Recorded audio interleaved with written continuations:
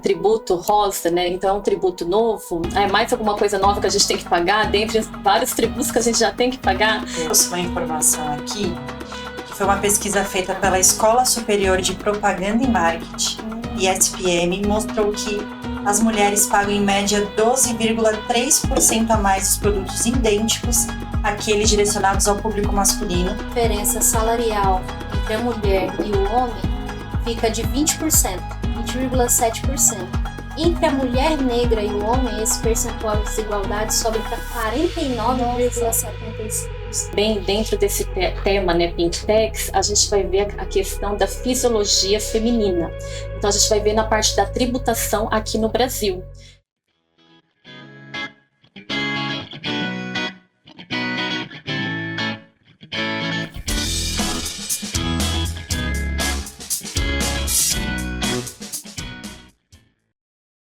Pink Tax. Você já ouviu falar e sabe os impactos na sociedade? Eu sou Michele Francisco, contadora e analista tributária. Estamos começando o episódio 44. Aqui comigo, minha querida host, doutora Laís Freire. Oi, lá. Oi, Ni. Oi, pessoal. Bom dia, boa tarde, boa noite. Um prazer estar aqui com vocês novamente. E vamos falar sobre um tema que impacta bastante na sociedade. Exato. Bom, falaremos sobre um tema que tem questões importantes sobre a igualdade de gênero e consumo. Vamos falar sobre as origens, as consequências, tanto econômicas quanto sociais. E para isso, nós trouxemos uma convidada especialíssima, a doutora Fernanda Albuquerque, que ela é advogada tributarista e imobiliarista, formada pela Universidade de Ribeirão Preto, pós-graduada em Direito Tributário pelo Instituto Damásio de Direito, MBA em Gestão Tributária na USP e pós-graduada em Direito Negocial e Imobiliário pela Universidade São Judas Tadeu, atua na área do Direito Tributário e Imobiliário através da prestação de serviço de assessoria e consultoria jurídica para empresas e pessoas físicas, assim como no contencioso, administrativo e judicial, presidente da Comissão de Proteção e Defesa dos Direitos dos Animais, vice-presidente da Comissão de Direito Médico e da Saúde, membro da Comissão de Direito Imobiliário, vice-presidente de 2022 a junho de 2024 da Comissão de Direito Tributário da OAB Subseção Guarujá, membro colaboradora da Comissão de Direito Tributário da OAB São Paulo Subseção Santos e pesquisadora do Grupo de Pesquisa e Tributação e Gênero da Fundação Getúlio Vargas de Direito São Paulo. Então, seja muito bem-vinda, doutora Fernanda. Bem-vinda! Boa noite. Muito obrigada. Um currículo e tanto. Obrigada, para mim é um prazer estar aqui, né? Muito obrigada pelo convite. Na realidade, eu já sigo vocês faz um tempo, né? Então, eu já sou uma fã de vocês. E a gente se conheceu lá na Universidade Unisanta, né? Naquela palestra da Reforma Tributária. Então, para mim é uma alegria estar aqui hoje. Obrigada. Para a gente também, né? É um prazer receber você. E com esse tema que acredito que seja... Pode ser que a audiência, alguns não conheçam, outros sim, então tem bastante coisa para falar. Algumas pessoas vão entender o porquê alguns produtos aí femininos são tão mais caros do que os masculinos, né? É verdade, vai acender uma lâmpadazinha e olha, por isso, né? Verdade. Bom, doutora Fernanda, você pode começar explicando para os ouvintes, para os telespectadores, o que é o Pink Tax? Então, vamos lá. Tem muita gente que, como ainda não sabe, né, não estuda esse tema, às vezes vai pensar que é um tributo novo, né? Sim. Pink Tax é uma taxa rosa, é um tributo rosa, né? Então, é um tributo novo. É mais alguma coisa nova que a gente tem que pagar, dentre vários tributos que a gente já tem que pagar? Exato. Não é um tributo novo. Mas onde que começou isso? Onde começou a analisar isso e o que significa? Começou um estudo, então, o primeiro grande estudo foi lá nos Estados Unidos, foi no Departamento de Consumidor, né, em Nova York. Foi feito um relatório de 76 páginas, onde analisaram produtos femininos, né, do gênero feminino e masculino, mas não só produto de adulto, também produto de criança, 35 produtos, brinquedos. Então a gente analisa assim, foram analisados desodorante, né, calça jeans. Então foram vários produtos, esses 35. E o que foi analisado? Que os produtos do gênero feminino, então tanto para criança também, brinquedo, bicicleta, enfim, eram mais caros, né? E qual que é o motivo disso? Né? Não tem um motivo plausível para isso, né? Então aí a gente vê uma desigualdade. Só que também dentro desse tema, né, Pink Tax, a gente vai ver a questão da fisiologia feminina. Então a gente vai ver na parte da tributação aqui no Brasil.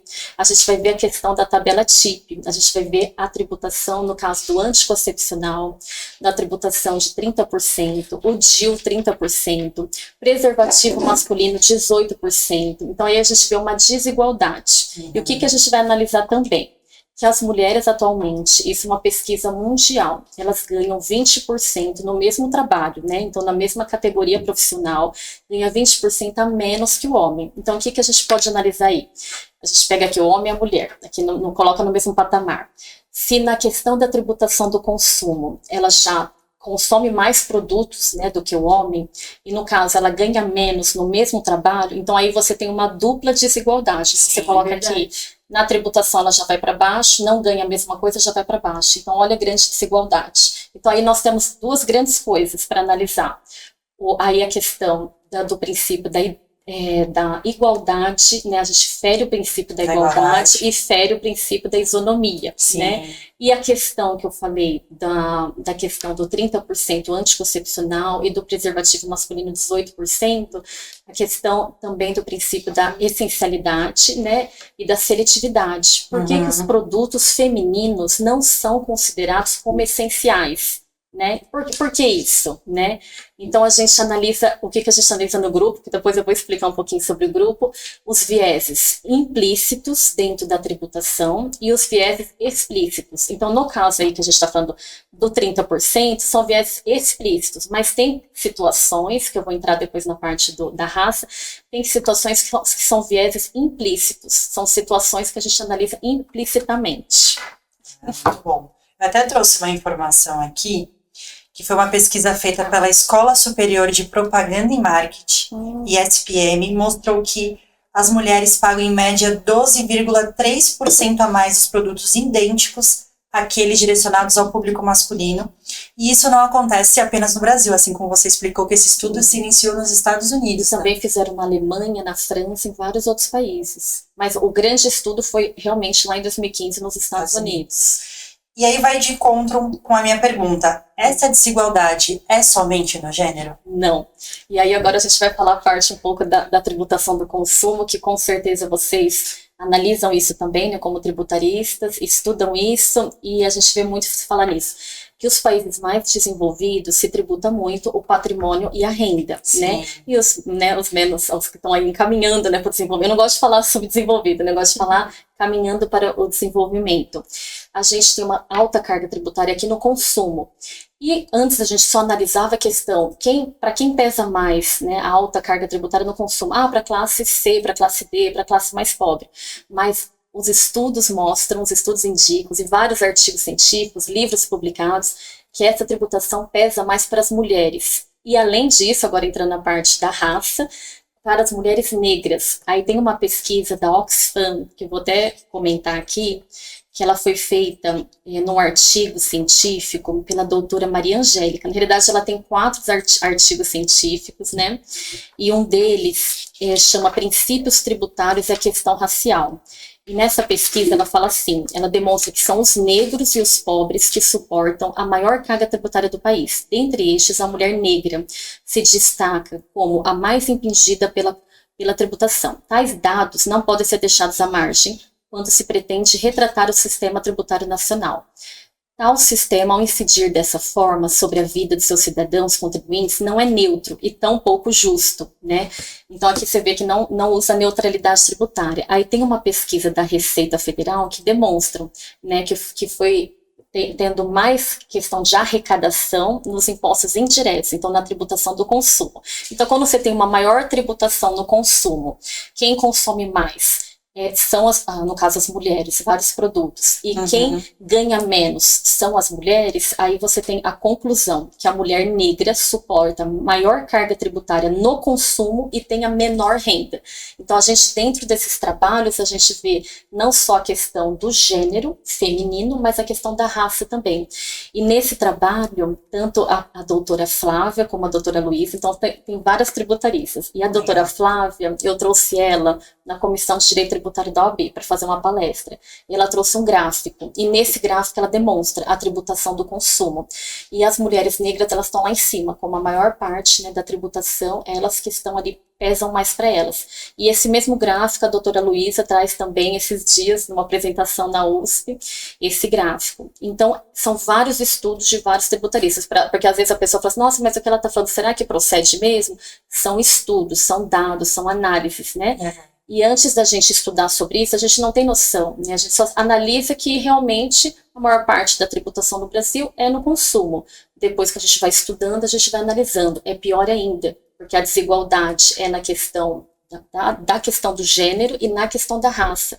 E quem sofre mais? A mulher negra. E a gente não tinha essa noção. E eu até acho que estava numa palestra semana passada e o professor até comentou isso, que ele acha que a tributação sobre o consumo é mais desigual que tem. Porque é diferente da renda, que é sobre a capacidade contributiva. Respeitando, né, o princípio. Exato. E mesmo assim a da renda está defasada, né? A gente estuda que deveria ter entrado na reforma tributária, né?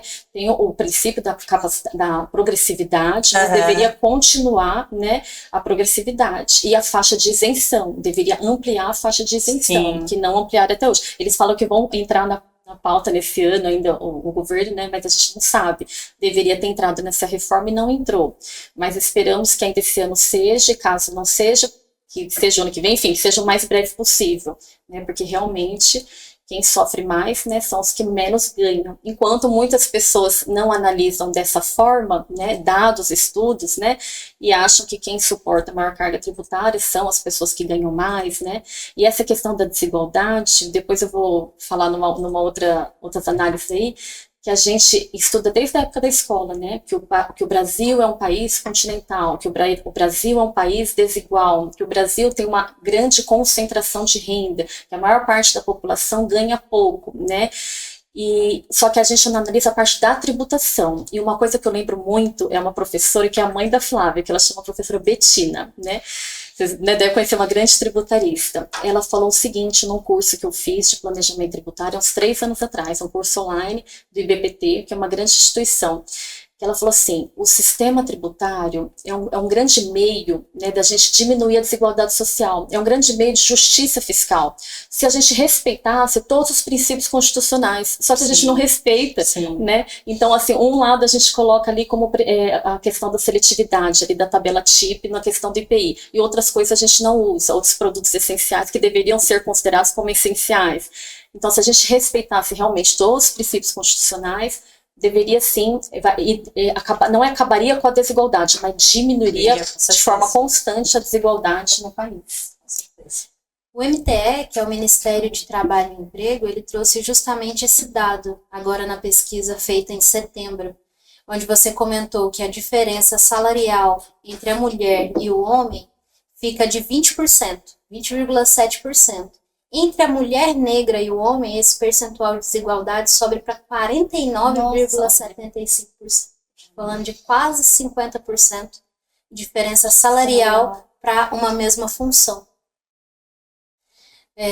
E no cargo de gerência, esse percentual ele sobe mais ainda. A gente está falando de cargos de operacional, né? Mais exemplo, a mulher... Num cargo de gerência, a diferença entre a mulher e o homem, ela está em 27%.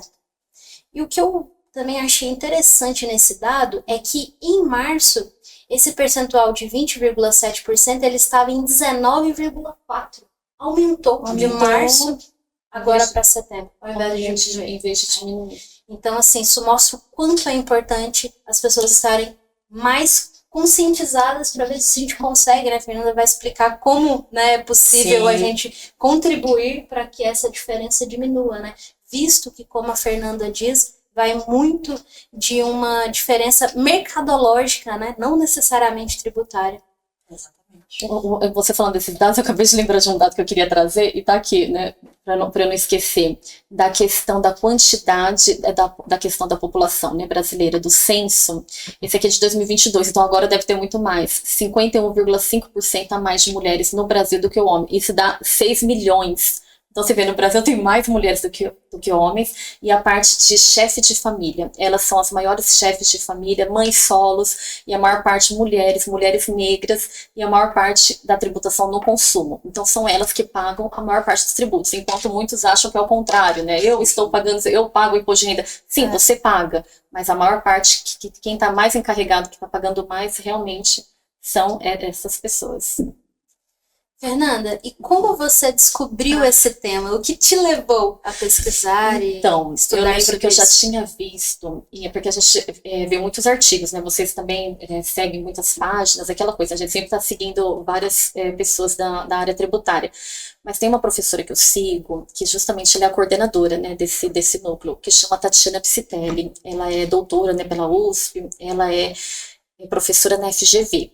E ela tinha colocado no LinkedIn que ia ter o 2º Congresso Internacional de Tributação em Gênero. E aí eu me inscrevi e fui lá para São Paulo. E meses depois ela colocou que abriu inscrição para um grupo, que chama TAG, que é o grupo, né, do Núcleo de Direito, né, para estudar sobre tributação em gênero. E aí eu entrei nesse grupo. E aí eu fiquei maravilhada com o grupo, porque realmente eu não tinha noção, vamos supor, lá nos Estados Unidos começou em 2015, nessa época. E essas moças, grandes tributaristas, elas já estudam, têm estudos desde 2020, então tem livros, artigos científicos, né? Quer dizer, elas já estão aí há muito tempo, né? Eu estou começando agora, pegando os estudos delas, e agora também estou escrevendo junto, né, em conjunto com elas, os próprios artigos científicos. Mas foi através delas que eu fui descobrir, e uma coisa assim que eu achei, que eu fiquei pasma, né? Porque aquilo que eu falei no começo, a desigualdade social no Brasil, a gente aprende desde a época da escola, dos livros de história, de geografia, dos professores, mas uma coisa que eu não tinha noção, e isso é uma coisa que me comove muito, eu fico até um pouco emocionada de falar, e aí vocês, não sei se vocês chegaram a pesquisar um pouco antes da entrevista e já tinha noção do tema, mas eu fui estudando mais a fundo com esse grupo, é uma coisa que chama pobreza menstrual. Então, envolve tanto a questão da educação quanto a questão da saúde. Muitas meninas, adolescentes, deixam de ir na escola por causa de não ter condições de comprar absorvente. E outras que não vão comprar absorvente, mas acabam utilizando outros meios ali, né, para colocar, para poder ir para a escola, acabam tendo problemas, né, na parte de infecção e vai para questão da saúde. Então, questão de saúde pública e questão de educação. Então, aí eles também não estão na mesma igualdade dos meninos, que não vão precisar faltar da escola e não serão prejudicados nas matérias, nas provas, enfim. Olha só a grande questão social, né? Então, olha só como é relevante, né, falar disso. Muito. E nós, como mulheres, sentimos mais. A gente sente mais, Exatamente. Ó, no grupo Totalmente. tem homens também, né? Eu penso assim, no caso eu fico analisando, se eu fosse homem eu também, tudo que é relacionado à questão de desigualdade, questão de justiça social, justiça fiscal, eu me interesso esse tema. Então eu penso, se eu fosse homem eu também ia lutar por todos esses temas. Claro. Mas quando a gente é mulher, querendo ou não, a gente fala, caramba, né? E quando a gente pensa assim que realmente o Brasil tem mais mulheres, então assim, é mais gente atingida por isso, acaba tocando mais mesmo, né? Acaba tocando mais. Sem dúvida. E vai de encontro com o que você falou também, eu acho que tem um impacto muito grande, tem essas discrepâncias, né, de salários, enfim. Qual a relevância desse tema para a sociedade? Então, essa parte que eu acabei de falar da pobreza menstrual, eu gosto de falar do princípio da dignidade da pessoa humana. Porque eu falei, gente, você não ter condições de uma questão de saúde, né? Você ter que faltar no lugar, poderia, ali a gente tá falando da escola, né? Que é super importante ali, né, para você estar estudando e tudo mais. Mas mulheres trabalhando, e a questão de saúde também, você usar outros tipos, né, nesse estudo do SPM, eles falam isso, né, que elas usam outros tipos de coisas, né, para colocar, e acabam tendo infecções. Então, gente, é uma questão muito séria, né, saúde dessas meninas. Então, para mim, eu fere totalmente o princípio da dignidade da pessoa humana. Então, a relevância disso é a gente tentar mudar isso, né, para a questão de saúde pública e de educação, né, e igualdade, né, e isonomia e igualdade, porque não temos, e o princípio também da neutralidade tributária, né, que a gente não tem que ter essa diferença, né, entre gêneros e entre outras questões também. Então, grande relevância aí para a sociedade. Sem dúvida. Bom, Fernanda, e qual a relação da desigualdade de gênero na economia do cuidado? Antes da Fernanda responder, vocês estão gostando, né? Assim como nós. Mas a gente vai deixar para o próximo episódio, né, Mi? Vamos sim. Para parte 2, eu te convido, se você está gostando, está achando interessante, a curtir este episódio, se inscreva no nosso canal, assim o YouTube entende que esse conteúdo é relevante, compartilha aí para o máximo de pessoas possível. A gente precisa da sua ajuda até para compartilhar esse tema, ó, Pink Techs. E a gente se vê na parte 2. Sim. Tchau, tchau, pessoal. Tchau, tchau.